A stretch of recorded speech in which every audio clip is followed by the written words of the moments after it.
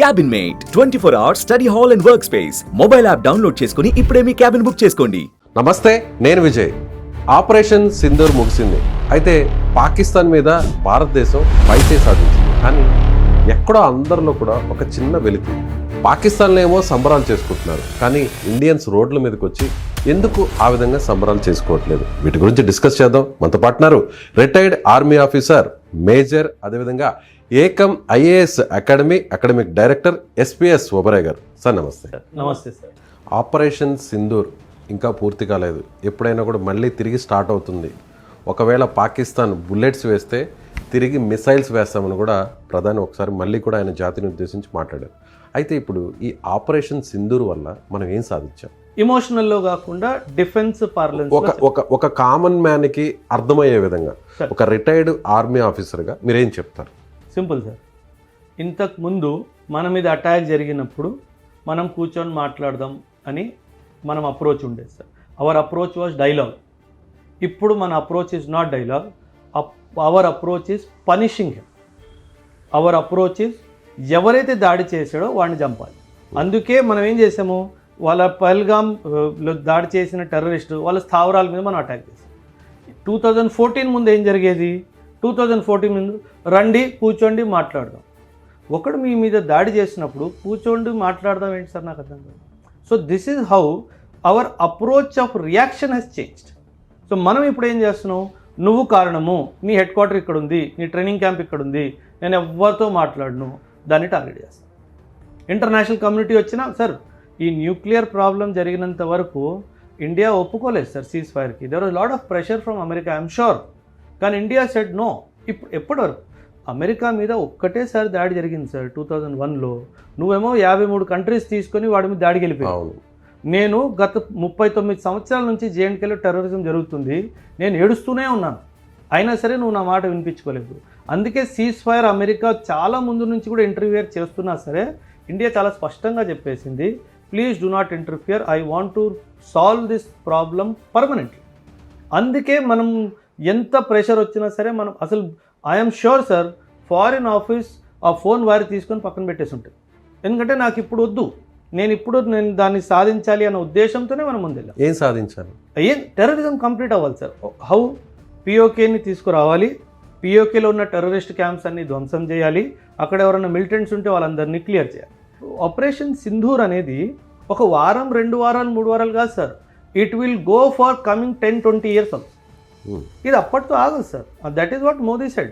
నేను full stop పెట్టట్లేదు, నేను కామాయే పెట్టాను అని చాలా ఖచ్చితంగా, చాలా క్లియర్గా అందరికీ అర్థమయ్యేటట్టు చెప్పాడు. ఇంకొక దాడి నేను మళ్ళీ వస్తా, నువ్వు మళ్ళీ ఈసారి న్యూక్లియర్ పేలిందని చెప్పు, చూసుకుందాం, కానీ ఖచ్చితంగా ఈసారి మళ్ళీ వస్తాను. సో ఇది మాత్రం చాలా బిగ్ సక్సెస్ సార్. మనకి 2 సాధించాం సార్. ఒకటి, నేను గట్టిగా కొడతాను. రెండోది, న్యూక్లియర్ బ్లఫ్ ఆఫ్ పాకిస్తాన్ ఉంది చూసారా, అది కంప్లీట్గా ఇదైపోయింది. ఇప్పుడు ఏ పాకిస్తాన్ అదో న్యూక్లియర్ వెపన్ గురించి మాట్లాడట్లేదు కదా సార్. ఎందుకు మాట్లాడట్లేదు? వాళ్ళకి ఒక విషయం అర్థమైపోయింది, they will target my nuclear installation. అందుకే ఏమైనా చేయగలరు, భయం లేదు కదా సార్. సార్ ఎక్కడైతే ధర్మం ఉంటుందో అక్కడ ధైర్యం ఉంటుంది. నేను సీజ్ ఫైర్ కోసం ఎక్కడ పరిగెట్టలేదు. అమ్మో నన్ను కాపాడు అని నేను ఎవరి దగ్గరికి వెళ్ళలేదు. నేను నా దగ్గర ఉన్న ఆయుధాలతోటి నన్ను డిఫెండ్ చేసుకున్నాను. నేను ఎవరి దగ్గరికి వెళ్ళలేదు కదా సార్. సో నా వైపు ధర్మం ఉంది కాబట్టి నా వైపు ధైర్యం ఉంది సార్. నీ వైపు అధర్మం ఉంది కాబట్టి నీ వైపు భయం ఉంది.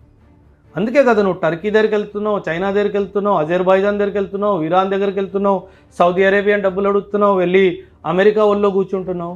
నేను ఎవరి దగ్గరికి వెళ్ళలేదు. Did you see my minister going anywhere? No, because I don't need it. నేను self independent sir. I am a self reliant country. నాకు ఎవ్వరు అవసరం లేదు. So that is the courage of my country. Sir ఇంకెన్నాళ్ళు sir, 39 సంవత్సరాలు మనము టెర్రరిజంని చూస్తూనే వచ్చాం. అసలు సార్ వాళ్ళు మనుషులా సార్? అంటే మరి ఈ విషయంలో నేను ఇంటరప్ట్ చేస్తున్నాను సార్. కానీ పాకిస్తానీస్ రోడ్ల మీదకి వచ్చి మేమే గెలిచామని సంబరాలు చేసుకున్నారు. పాకిస్తాన్ ప్రైమ్ మినిస్టర్ ఆ మాట చెప్పారు. బట్ మనం మాత్రం సైలెంట్. నేను ఒక విషయం చెప్తాను sir. Again understand the value system of my country. The moment Modi declared I am accepting the ceasefire, every common man supported Modi. This is the beauty of my country. నా నాయకుడు ఏది చెప్తే అదే నా మాట. వాళ్ళు ఏదో సార్ ఇన్ఫర్మేషన్ వార్ఫేర్ అని ఉంటుంది సార్. వీళ్ళు ఏం చేస్తారంటే ఓడిపోతున్న బ్యాటిల్ని గెలుస్తున్నామని వాళ్ళ ప్రజలకు చూపిస్తారు. ఎందుకు చూపిస్తారంటే అది అలా చూపించలేదనుకోండి పాకిస్తాన్లో సివిల్ వార్ జరిగిపోతుంది. అండ్ పొలిటికల్ లీడర్షిప్ ఈ సివిల్ వార్ కోరుకోవట్లేదు. సో అందుకే వీళ్ళు ఏం చేస్తారు, మేము ఇండియన్ ఫైటర్ జెట్స్ని పగలగొట్టాము, S-400ని ధ్వంసం చేసాము, ఇండియాలో 1,00,000 మంది చచ్చిపోయారు. This is called information warfare. ఏ రిలేటెడ్ ఇమేజెస్ని చూపించడం సార్ వాళ్ళు ఇంక సార్ కంపారిజన్లో కూడా పాకిస్తాన్ ఎనీ డైమెన్షన్లో మిలిటరీ కానీ ఎకనామిక్ కానీ ఎక్కడా లేదు సార్. వాళ్ళ దగ్గర 15 రోజులకి సరిపడే డాలర్స్ కూడా లేవు సార్. అసలు వాడు మనతో రావడం ఏంటి సార్ నాకు అర్థం కాదు. నా దగ్గర 20 నెలలు కావాల్సిన డాలర్స్ నా దగ్గర ఉన్నాయి. ఫారెక్స్ రిజర్వ్స్ నాది $700 బిలియన్ టచ్ చేస్తుంది సార్. నువ్వు $1 బిలియన్ అడుక్కొని తెచ్చుకున్నావు. నువ్వు నాతో ఢీ కొట్టడానికి వస్తానంటావేంటి? అసలు అర్థం లేని పని సార్ అదంతా.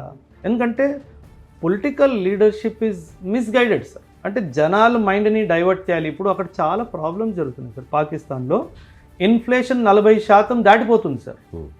ఇక్కడ ఇన్ఫ్లేషన్ 4% టచ్ అయితే prime minister will summon the governor of RBI.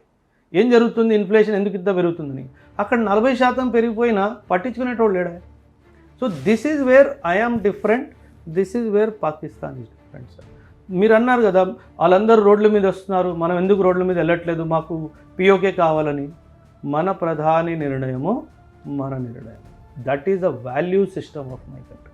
అందుకే that sir we are children of Chanakya sir. మనం చాణక్య పుట్టినోళ్ళము, మనం అలా ఆలోచిస్తాం. చాణక్య వారసులం.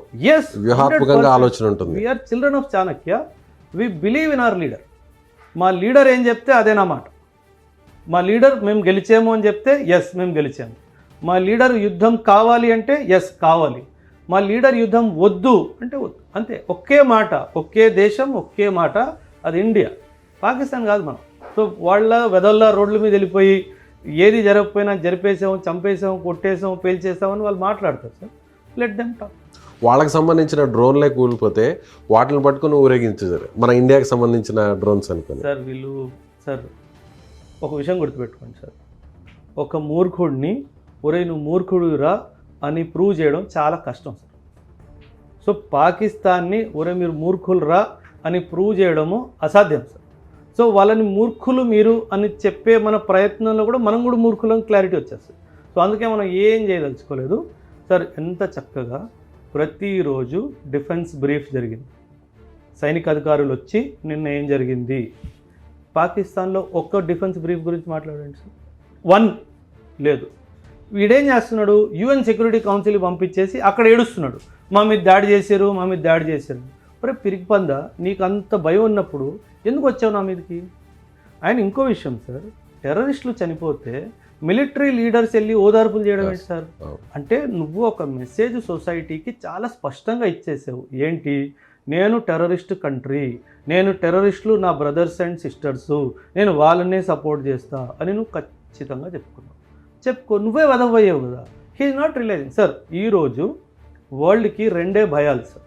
మొత్తం లోకం ప్రపంచం అంతా 2 భయాలు సార్. ఒకటి టెర్రరిజము, ఒకటి న్యూక్లియర్ వెపన్. ఈ రెండిటితో పాకిస్తాన్ చెలగడుతుంది సార్. వాడికి అర్థం కావట్లేదు నా అస్తిత్వమే పోతుంది అన్న క్లారిటీ పాకిస్తాన్కి లేదు. So Pakistan is a rogue state, it is a failed state completely. అసలు మనం దాని గురించి ఆలోచించడం కూడా మనం చేస్తున్న తప్పు. వాడు ఏదో పని చేసినప్పుడల్లా వాడిని గట్టి కొట్టడం, అక్కడతో ఆపేయడం, అంతే. నెక్స్ట్, ఎందుకంటే మన టార్గెట్ ఈజ్ డెవలప్మెంట్ సార్. మనం 2047 కల్లా ఒక డెవలప్డ్ కంట్రీ అవ్వాలి అని మనకు ఒక ఆశయం ఉంది, ఒక లక్ష్యం ఉంది, ఒక దారి ఉంది, దాన్ని మనం ఫాలో అవుతున్నాం. అది వీడు జీర్ణించుకోలేకపోతున్నాం. అంటే నేను అప్పుడే పుట్టాను, నువ్వు అప్పుడే పుట్టావు, నువ్వు ఎక్కడికో వెళ్ళిపోయావు, నేను ఇంకా అడుక్కు తింటున్నాను. అది నీ ప్రాబ్లం. అయితే వాడు జీర్ణించుకోలేకపోతున్నాడు, వీడిని డిస్టర్బ్ చేయాలి. వీడిని డిస్టర్బ్ చేస్తే వీడు డైవర్షన్ డెవలప్మెంట్ నుంచి డిఫెన్స్కి వస్తుంది. అది మనకు తెలుసు. అందుకే మనం ఎక్కువ దాని వెనక వెళ్ళాల్సిన అవసరం మనకి లేదు. ఎప్పుడైనా మన బాడీలో ఒక పుండు ఏర్పడితే దాన్ని అక్కడ వరకు సర్జరీ చేసి తీసి పక్కన పడేయాలి. మరి పాకిస్తాన్ కూడా ఎప్పుడోకప్పుడు చేయాల్సిందే కదా ఇలా. అది ఆ టైం వస్తుంది సార్. ఆ టైం ఖచ్చితంగా వస్తుంది, అది మనమే చేస్తాం. అది ఖచ్చితంగా అది దేవుడు ప్రాబబ్లీ మన కోసం వదిలిన బాధ్యత అనుకోండి. ఎప్పుడైతే పాకిస్తాన్ ఈ వరల్డ్ మ్యాప్ నుంచి తొలగిపోతుందో అది జరుగుతుంది సార్. మేబీ మీరు నేను ఉన్న టైంలో జరగకపోవచ్చు, బట్ వచ్చే 100-200 సంవత్సరాల్లో ఇది జరుగుతుంది సార్. అండ్ ఖచ్చితంగా ఆ పని భారతదేశమే చేస్తుంది. ఆ బాధ్యత మనకే దేవుడు ఇచ్చాడు సార్. వాళ్ళకు గుణపాఠం నేర్పించాలని, వాళ్ళ అస్తిత్వాన్ని పూర్తిగా చెరిపేయాలి. ఈ బాధ్యత మందే, మనం నిర్వహిస్తాము. కాకపోతే ఓపికగా సహనంగా ప్రస్తుతం ఉన్నాం.